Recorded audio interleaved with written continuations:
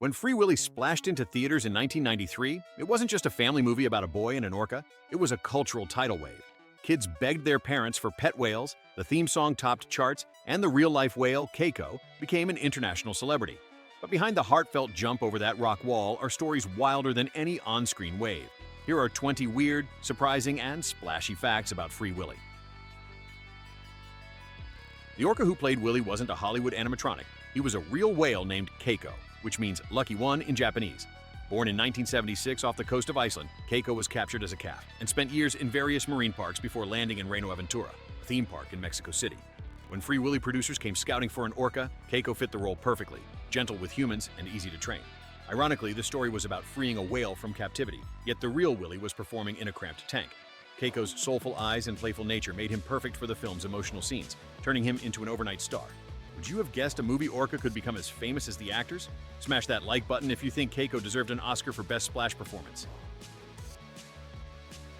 That iconic final scene, Willy leaping over Jessie with the sun behind him, became one of the most memorable shots of the 90s. But here's the twist. Keiko never actually did the jump. The leap was a combination of animatronics, a mechanical whale fin, and CGI enhancement. Keiko could breach, but not to the dramatic height required. So the production team used movie magic to pull off the heroic moment that made audiences cheer.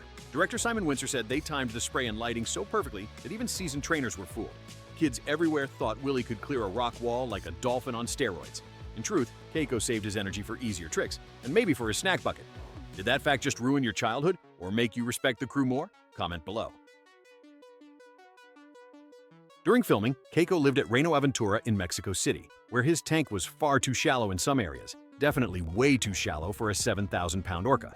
Trainers said he often scraped his tail on the bottom when swimming. The movie's success ironically highlighted the very real issue of marine mammal captivity. Viewers thought the tank shown in the movie was just a prop, but it was Keiko's real home. Animal welfare groups launched campaigns to improve his living conditions after learning the truth. In a way, Keiko's cramped tank was the catalyst for his eventual rescue mission. Imagine filming a blockbuster that exposes your own living situation. Keiko basically became an activist whale without saying a word. Would you have written letters to Free Willy back in the day to help him? One of the film's biggest hits wasn't even on screen, it was on the soundtrack. Michael Jackson's song Will You Be There became the heart of Free Willy and earned the movie a place in pop culture history. The song won the MTV Movie Award for Best Song in a Movie and was a top 10 Billboard hit. Jackson recorded the emotional ballad specifically for the film after seeing early footage of Jessie and Willy. Fun fact, Jackson was so inspired that he personally visited Keiko during post-production, reportedly feeding the orca fish while the trainers watched in disbelief. The music video even featured clips of the whale leaping, cementing their unlikely partnership. Imagine being Keiko, getting serenaded by the king of pop. That's as Hollywood as it gets. Jason James Richter, who played Jessie, was just 13 when he starred opposite a whale. To build trust on set, the producers arranged special playtime sessions for Jason and Keiko. The two would spend hours tossing balls and practicing cues, and Richter later said Keiko felt more like a playful dog than a 7,000-pound predator. That real connection helped make the on-screen friendship feel authentic. Richter even joked in interviews that Keiko was a better co-star than most humans. He never forgot his lines and always hit his marks. Their bond was so strong that Keiko sometimes refused to perform for anyone else on set. It turns out Jessie and Willy's friendship wasn't just acting, it was the real deal. After the movie's release, Keiko became a superstar, receiving fan mail from kids around the world, some even addressed simply to Willy, the whale. Trainers say the park in Mexico was overwhelmed with letters and fish-themed gifts. Animal rights organizations saw an opportunity and launched the Free Keiko campaign, raising millions to improve his living conditions. Keiko went from a little-known captive orca to a worldwide symbol for marine mammal freedom. The outpouring of love led to his relocation years later to the Oregon Coast Aquarium for rehabilitation. Few animal actors have ever had such a massive fan base. Keiko might be the only one who had his own postal code. Filming in Mexico City brought unexpected challenges. At over 7,000 feet, the crew dealt with altitude fatigue while trainers closely managed Keiko's environment. The park had to constantly adjust water quality and temperature to keep him comfortable. And adding to the challenge, many crew members spoke only English while local staff spoke primarily Spanish, leading to some amusing miscommunications about feeding schedules and shot setups. Despite the hurdles, the production team praised the Mexican trainers for keeping Keiko calm and cooperative. Who knew the first hurdle in filming a whale movie would be the altitude? Test screenings revealed something unexpected. Kids burst into tears during the final jump scene, not because they were sad, but because they were overjoyed. Psychologists call this tears of elevation, where overwhelming happiness triggers an emotional response. Some theater owners reported handing out tissues to families during the movie's final minutes. The image of Jesse standing with his arm raised as Willy leapt over him became one of the most iconic shots in family cinema. Years later, Richter said that hearing audiences gasp and cry during that scene was the moment he realized how powerful movies could be. Not bad for a kid who was just trying not to get splashed. Did you cry watching it? Viewers often noticed Keiko's wavy dorsal fin and spotted skin and assumed they were makeup effects for the movie. In reality, those were symptoms of his poor living conditions at the park. The drooping dorsal fin occurs in most captive orcas due to lack of space and deep water swimming. The white patches on his skin were from papillomavirus infections, harmless but a sign of stress. Animal welfare groups later used these images to campaign for his release, showing audiences that even their beloved movie star wasn't as healthy as he seemed on screen. The bittersweet truth added another layer to the story. The whale kids adored, as Willy was also a living example of why captivity needed to change. Would you have recognized that Willy's fin was a real issue back then? Comment below and smash that like button if you learned something new.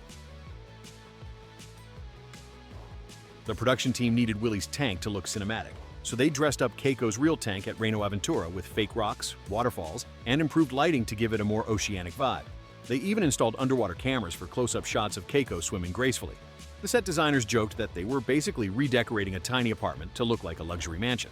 While the upgrades made the movie beautiful, it also revealed just how small Keiko's living space was compared to a real ocean. It was Hollywood glam over a sad reality. Still, the changes helped audiences fall in love with the whale and perhaps unknowingly added to the push to improve his life after filming Wrapped. It would be nice to have your home redecorated by professionals, wouldn't it? Thanks to the outcry after the film, Keiko was moved in 1996 to the Oregon Coast Aquarium, where he lived in a custom-built, state-of-the-art facility with deeper, colder water, more like his natural habitat. His transfer cost over $7 million, raised mostly through donations. Fans celebrated as if Willy had truly been freed. The move was just the first step in a long rehabilitation process to prepare him for possible release into the wild. Trainers noted that for the first time in decades, Keiko could dive and swim properly without scraping the bottom. It was like watching a retired celebrity finally get the mansion he deserved. The public's love for Willy literally changed Keiko's life. But I still can't wrap my head around why they wouldn't just free Keiko. From the ocean to movie theaters, back home to the ocean. But wait a second, that did actually happen. Keiko's story didn't end in Oregon. In 1998, he was moved again, this time to a sea pen in Iceland, near where he was originally captured. The goal was full rehabilitation and release back into the wild. For years, Keiko was gradually introduced to colder waters, new prey, and even contact with wild orcapods. In 2002, he made headlines as the first captive orca to be successfully released after decades in captivity. He swam hundreds of miles along the Norwegian coast, even befriending a group of children in a small fishing village. Unfortunately, Keiko never fully reintegrated with wild pods and continued seeking human interaction, but his journey inspired a generation of marine conservation efforts. Willy really did get free, just not quite in the Hollywood way we imagine. While Free Willy spawned sequels, 3 in total, none matched the original's box office splash. Keiko, however, remained the real star. Even as Free Willy 2 and 3 struggled critically, the public stayed invested in the real whale's rehabilitation saga. News outlets worldwide covered updates on his health, moves, and eventual release. Ironically, Keiko's real-life story became more compelling than the fictional sequels. By the late 90s, kids who grew up with the first movie were now teens following his progress like he was a celebrity influencer. It's rare for an animal actor's life story to outshine the franchise that made it famous, but Keiko pulled it off with nothing more than a few tail slaps and soulful eyes. The Free Willy phenomenon had ripple effects far beyond the box office. The surge in awareness about orca captivity fueled campaigns by animal welfare groups like Earth Island Institute and Whale and Dolphin Conservation. Public pressure after the movie's success led to stricter scrutiny of marine parks worldwide, and many believe it was a catalyst for the eventual phasing out of orca shows in some countries decades later. While the legislation moved slowly, Free Willy planted the seeds for a global conversation about the ethics of keeping large marine mammals in tanks. It's not often that a children's movie leads to real-world change, but Willy's jump over that wall might have started more than just applause. It started a movement. Have you ever seen an orca show before?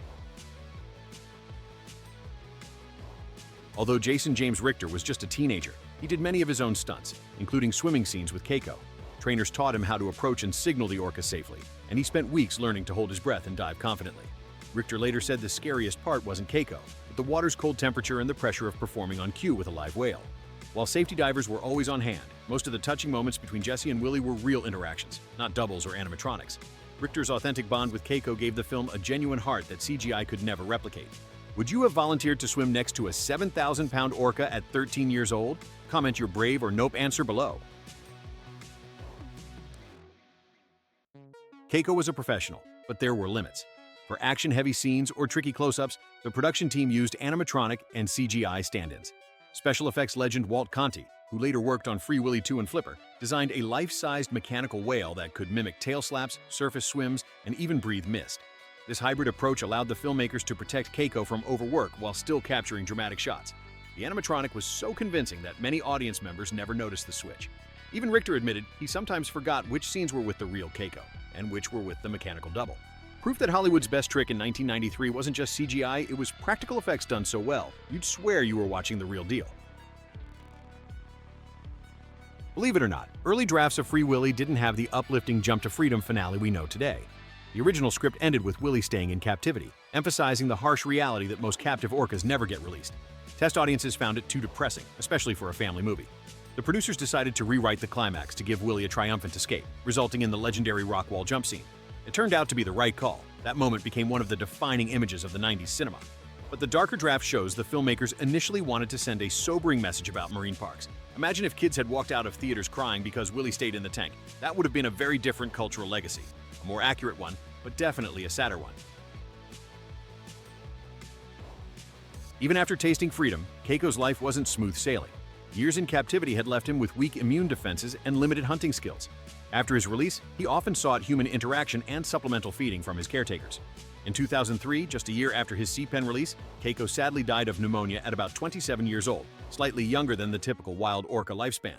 His passing was mourned worldwide, with tributes from fans, animal rights groups, and even former cast members. While he didn't thrive as hoped in the wild, Keiko's journey remains groundbreaking as the most high-profile attempt to return a captive orca to its natural environment. Willy's story may have ended early, but his impact on conservation lives on. Few people remember this, but Free Willy's popularity led to an animated TV show in 1994 called Free Willy, the animated series. The cartoon reimagined Willy and Jessie as environmental superheroes fighting ocean polluters and eco-villains? Yes, really. It was educational, often tackling topics like oil spills and endangered species.